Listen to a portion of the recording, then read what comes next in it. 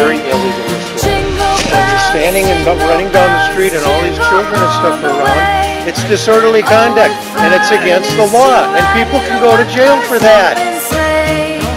Day or two ago, I thought I'd take a ride, and soon Miss Fanny Bright was seated by my side.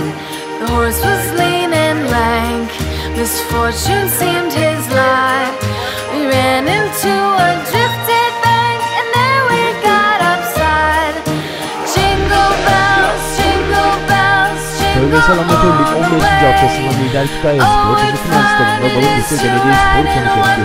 Maça hızlı başlayan ekip ev sahibi Kütahyaspor oldu. Taraftar desteğini de arkasına alan Mavi Şimşekler, karşılaşmanın 23. dakikasında Ünal Nuroğlu'nun ayağından bulduğu golle 1-0 öne geçti. Golden sonra bulduğu iki net pozisyonda değerlendiremeyen Şimşekler ilk yarıyı bu skorla tamamladı. Karşılaşmanın ikinci yarısında da baskısını devam ettiren Kütahyaspor, karşılaşmanın 73. dakikasında golcüsü Ersin Akçaç'ın ayağından bulduğu golle 2-0 öne geçti. Bu skorla Kütahyaspor liderliğini devam ettirirken Ersin Aksaç da 16 golle gol krallığındaki yerini korudu.